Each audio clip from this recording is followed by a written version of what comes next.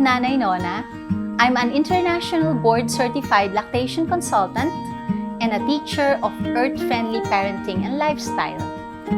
Today, we're going to talk about the fantastic way to health using food, fluid, fun, and faith. Hello, I am Nanay Nona. I have been on a plant-based diet since 1991. Yes, I am a vegan for 31 years now. I shared my journey to health and wellness in my first video. I hope you can watch it and get motivated to go into a plant-based diet.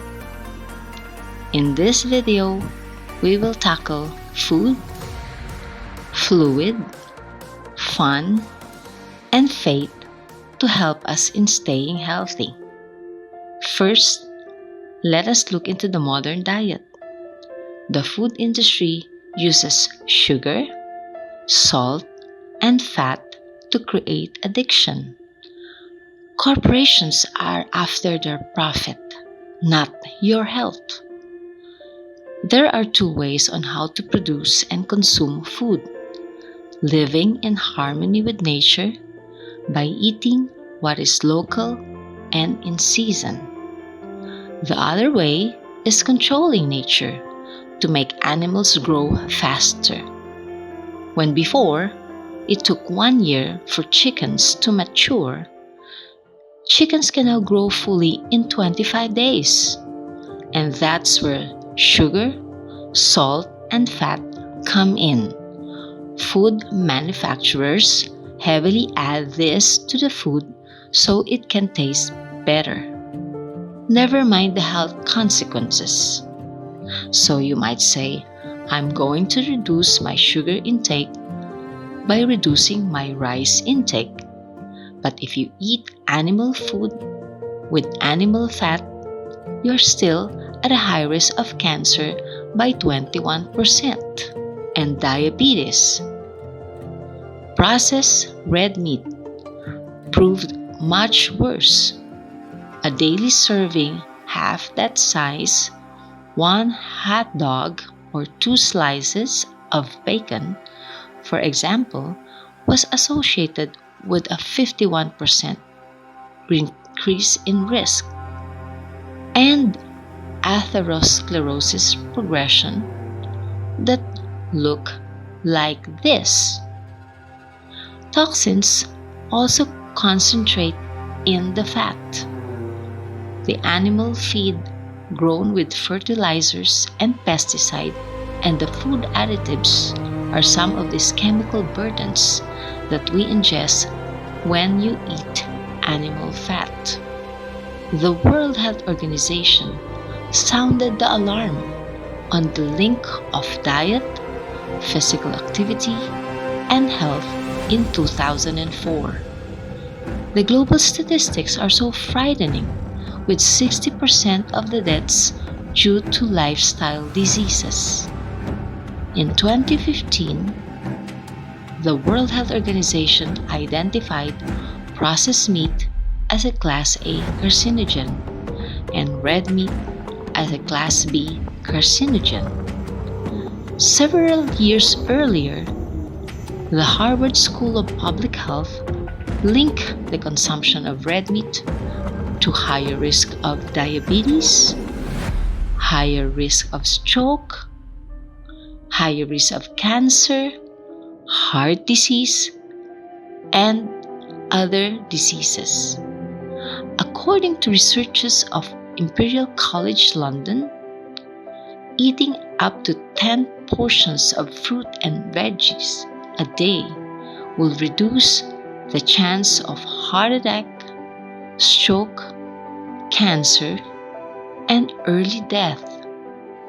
When individuals consume 10 servings of fruits and veggies per day, observers said that it can lower the risk of coronary disease by 24%, lower risk of stroke by 33%, 28% lower risk of cardiovascular disease and 31% lower risk of all-cause mortality. It also lowers the risk of cancer by 14%. In 2009, the Physicians' Committee for Responsible Medicine devised a way on how we can visualize what to put on our plate. Every day, we should include not only fruits and vegetables on our plate, but also legumes and whole grains. Soon after, Harvard School of Public Health created its own healthy eating plate and emphasized that we should drink water instead of milk. Now, it's your turn to analyze if these two plates are compliant to the recommendations of these health experts. Be careful in choosing what you put on the plate. Hippocrates, the father of medicine, said, "Let thy food be thy medicine, and let medicine be thy food." More than 800 Filipinos die due to lifestyle diseases every day. 273 Filipinos die of heart attack. 175 Filipinos die of cancer. 164 Filipinos die of stroke. 102 Filipinos die of diabetes. 102 Filipinos die of hypertension. 25 Filipinos die of liver diseases. More than 800 Filipinos die of lifestyle diseases every single day, and victims are getting younger and younger and younger, with 16,000 young children dying every year due to improper feeding, and that number can fill up the entire Araneta Coliseum. Babies inside their mother's womb also die. Maternal deaths is estimated at about 3,000 a year.